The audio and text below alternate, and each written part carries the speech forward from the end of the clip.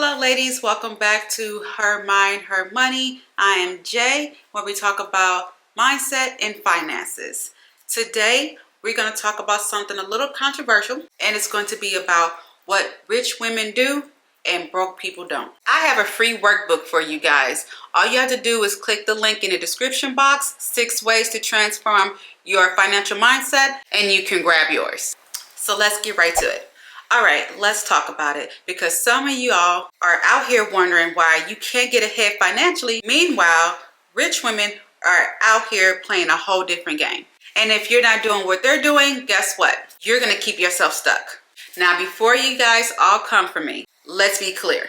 I'm not here to shame anybody. We've all made our money mistakes before. But today I'm breaking down exactly what rich women do with their money that broke people do not. And trust me, this is a wake-up call that you didn't know you need. And if you're ready to start making money moves, go ahead and drop a money bag in the comments, because we're about to get into it. All right, the first rule of rich women: they buy assets, not just stuff. Hear me out, sis. Broke people spend their money on things that lose value as soon as they buy it, such as clothes, gadgets, expensive bags that they can't even afford. Meanwhile, the rich women, they put their money into things that make money, such as investments, real estates, businesses, and in stocks. Now, don't get me wrong, I love my luxury purchases just like the next girl. But the difference is they buy assets first, and then they use the assets to buy the luxury. Meanwhile, the broke people, they finance $2,000 bags before they even have $2,000 in investments. Let me let that sink in.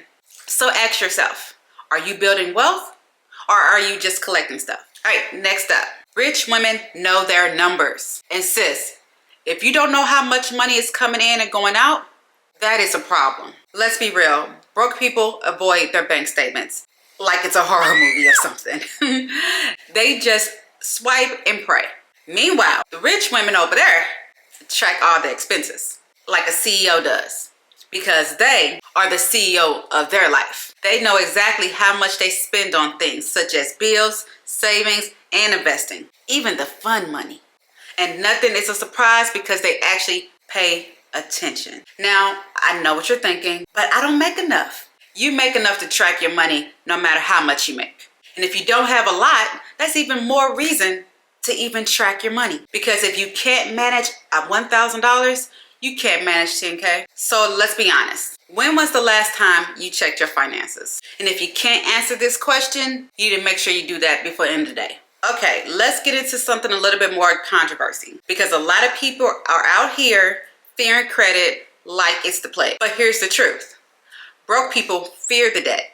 The rich women over there, they use it a different way. I know, we were all taught that debt is bad. And yes, using credit recklessly will mess you up. But here's the difference. Broke people swipe their card for things that they can't even afford. Now them over there, they use credit to invest into businesses, to create opportunities. They leverage low-income interest to buy assets. They use credit card points to travel for free. They use the business credit to scale their income. The key is they don't just swipe and hope. They have a strategy when they do it. So stop running away from credit and start learning how to use it correctly and take advantage of it.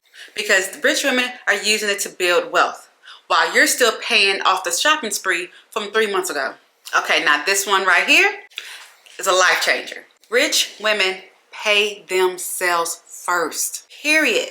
Let me break it down to you. Most people get paid and start paying off bills, going grocery shopping, going out to eat, things like that. And then if anything is left over, then they think about themselves. Meanwhile, them over there, they paid themselves first. The first thing they do when they get the money is put it away toward their future savings and investing. And then they handle everything else. You can start doing this by saving or putting a little bit away. Maybe you can start off with 5%. You can start off with 10%, whatever you're comfortable with of what that paycheck is. If you have $5,000, put 10% of that $5,000 away, and then take care of bills, and then take care of what grocery shopping. It's all about budgeting, okay? But you have to pay yourself first. And let's be real, if you don't make your future a priority, no one else will. So before you pay anything, make sure that you pay yourself first. Last but not least, rich women play the long game. They're not just thinking about today. They're thinking about 5 years from now, 10 years from now, 15, and so on. They're thinking ahead. Now, the broke people, they live paycheck to paycheck. They spend every dollar as soon as they get it. They chase quick money instead of building wealth. The rich women, they invest things that takes time to grow. They build businesses. They make decisions based on what they want to be in the future, not just how they feel right now. So before you make your next money move, ask yourself, am I playing the short-term game or the long-term game? Because the answer to this question will let you know if you are building wealth or being stuck and comfortable. Okay, whew, that was a lot. But listen, these are the money moves that separate the broke from the rich, or the wealthy and the broke. So again, drop a little money bag in the comments if you are ready to start building wealth.